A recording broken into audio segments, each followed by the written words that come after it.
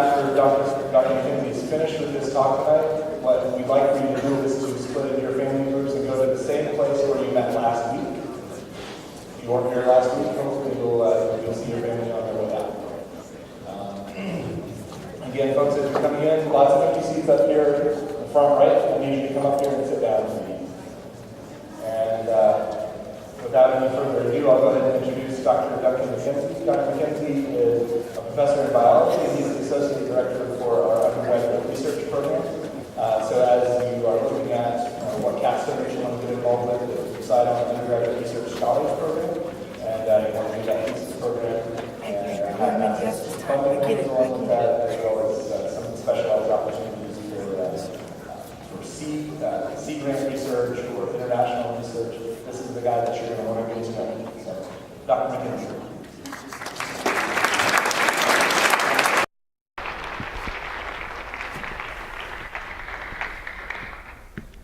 Howdy. Howdy. You can hear me, right? This is interesting. I've never worked a house this big before. This semester I'm teaching in a small windowless room to 25 students in Heldenfels. So it's going to take a little bit of adjustment. But I appreciate that you all came down to the front where I can see you, because I have a hypothesis that when you have at least 200 Aggies together, at least one person will be wearing a Buc-ee's shirt. He's right there. All right. Today I'm going to talk a little bit about undergraduate research. And I wanted to introduce it with a bit of a general introduction just to research in general. Many of you probably have different ideas of what research is and how it's done. And I wanted to provide you with some perspectives on what research is at Texas A&M and how you can be involved in that research. So let's see. I actually have a crew in this room. This is so great. Let's see how this goes. So many of you probably have an idea of traditionally what research is. I have a little video clip here I want to show you. As you well know, research is performed by austere-looking old men who wear white coats and work in castles and presumably wear safety glasses whenever they're doing their chemical manipulations. And here we see that the process of research involves thinking deep thoughts. Once you've thought those deep thoughts, you generate complex hypotheses. And then you do experiments, which can often also be very complex. They give you clear results. After you do those experiments, you confer with the literature, and you find out how your experiments belong in the context of all the work that's been done before. Then you turn around and you consult your colleagues, and you come up with a well-reasoned and logical conclusion based on your experimental evidence. And we'll let Dr. Von Helsing here show you how this process goes. Do the experiment.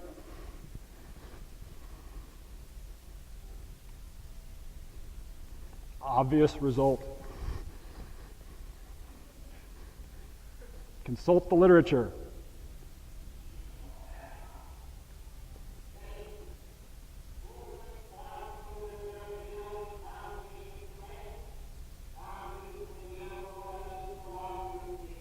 Clear.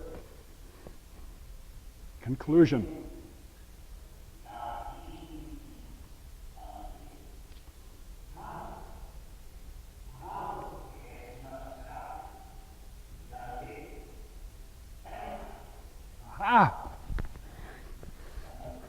What we've seen is the classic scientific method here. Unfortunately, research is not quite that simple. And in fact, today I think many of you are aware of how research is done.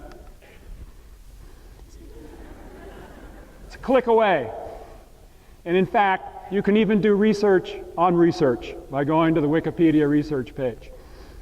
And many of you probably feel that you've done research, especially in high school, where you've been given a project, where you were asked to learn something about Pluto or about sea turtle migration or about the War of 1812. And your job there was to find as much information as you could, put that information together, and come up with some kind of synthetic understanding of a place or a process or an event. In fact, in many cases, that may seem like research to you, and you certainly benefit. Your knowledge is gained from, you gain knowledge from performing that research. But if you read all the details here of the Wikipedia article, which is probably changing every 5 minutes, you'll see that there's a little bit more to it than that. The idea behind research is that you're creating new information, you're creating new knowledge. Texas A&M is an outstanding institution at which to perform research, at which to generate new knowledge. If you doubt us, just start reading the paper. If you doubt me, just start reading the newspaper. I did a very quick search in the Houston Chronicle archives for Texas A&M research, and in the last 6 months, these are headlines that came up describing research projects underway at Texas A&M, and I think you'll be impressed with the diversity of these projects. They cover everything from microbiology to veterinary medicine, to marine biology, to petroleum engineering, to public health. There is an incredible diversity of research here at Texas A&M, and we are definitely doing great things. And so we will remind you on many occasions while you're here as students how important the research is we do and what great results come from it.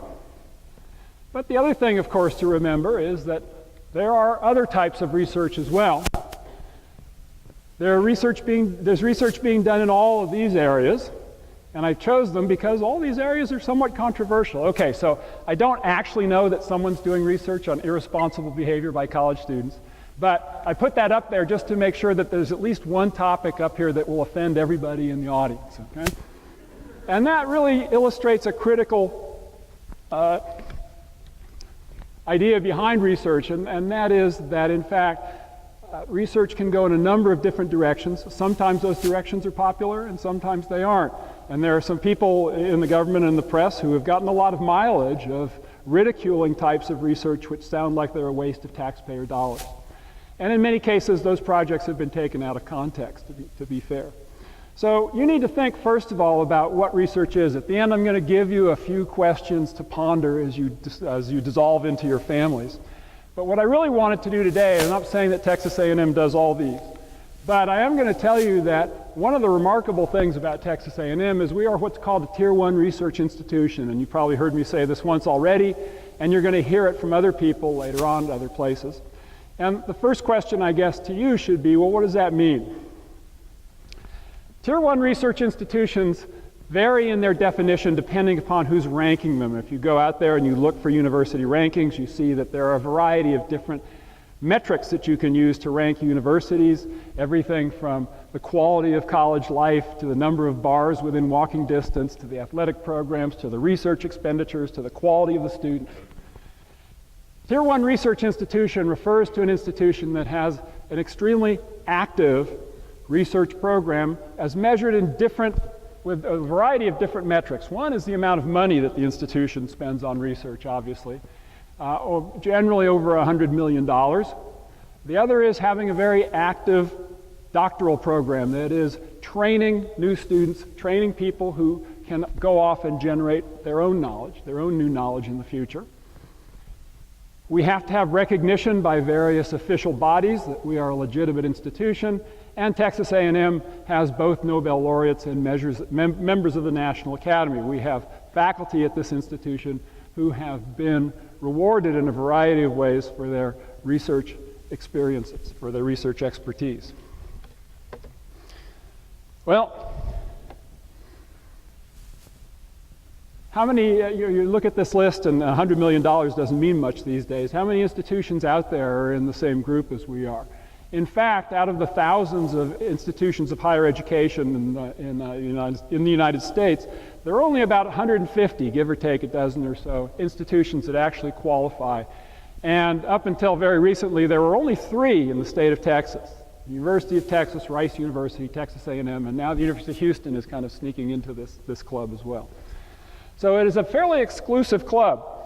And by being here, you actually have joined this club and now have an opportunity to take advantage of some of the resources that are there. And just to give you an idea of what this means, we all like rankings.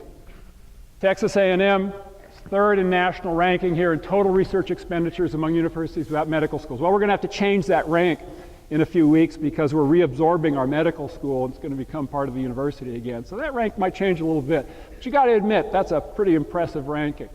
Again, among those 150 institutions, Top American Public Research Universities, number 17, number 20, National Science Foundation, Survey of Science and Engineering Institutions. So that's a pretty impressive ranking. The other thing that you should appreciate over here, information that's generated by the state of Texas, is that research at Texas A&M is not focused in any one area. There are some areas that are predominant. This is research expenditures in thousands. So notice what we have up here is 623, 221. Well, that's not $623,000. That's $623 million associated with the research enterprise at Texas A&M. And appropriately, where is most of that research going? Engineering, agriculture, and actually environmental sciences, which comprises both engineering and agriculture in some ways, but medical sciences, physical sciences, I like to see biological sciences over here, even business, education, computer science, arts and humanities. There is research in the form of research funding everywhere on this campus. Okay. If you've also been following Texas A&M in the newspaper for the last